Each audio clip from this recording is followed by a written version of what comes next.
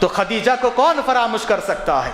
ماں خدیجہ کو کون فراموش کر سکتا ہے؟ اگر سلطنت کی بات کی جائے، خدیجہ وقت کی مالدار ترین خاتون ہے نہیں، اور محمد عربی صلی اللہ علیہ وسلم یتیم، اور ایک دیکھا جائے تو خدیجہ کے بعد کام کرنے والے، خدیجہ کے پاس کام کرنے والے ہیں نہیں۔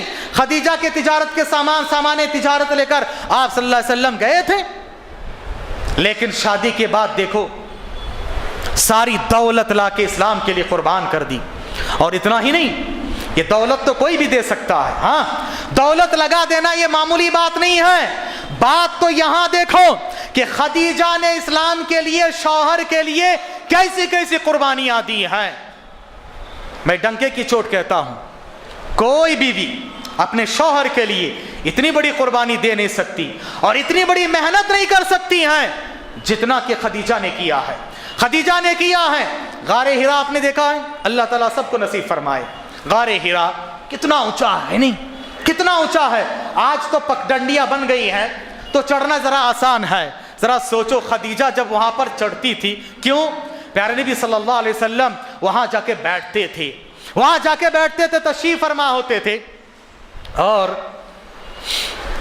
8 دن 10 دن تک نہیں آتے۔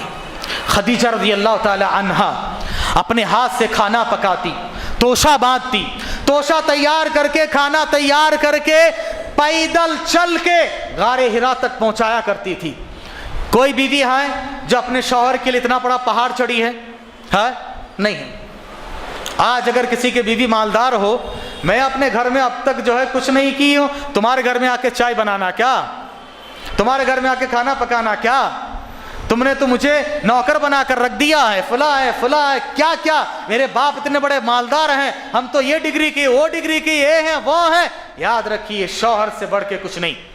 شوہر کی تابعداری کی وجہ سے اگر حاجرہ کی بات آئی، اگر حاجرہ شروع میں ضد پہ آ گئی ہوتی کہ نہیں یہاں پر میں رہتی نہیں، پوری داستان وہیں پر ختم ہو گئی ہوتی۔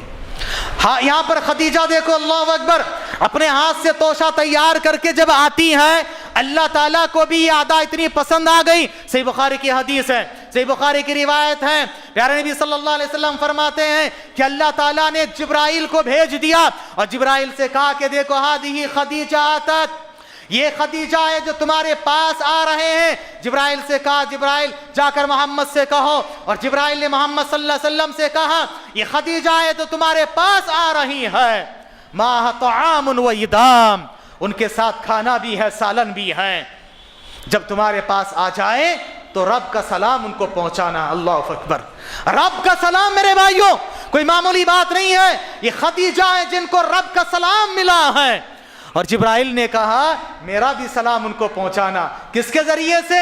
اللہ احکم الحاکمین، تمام جہاں کا رب کا سلام ہے، اور جبرائیل جو فرشتوں کے سردار ہیں، انسانوں کے سردار کے ذریعے خدیجہ کو سلام پہنچایا جا رہا ہے۔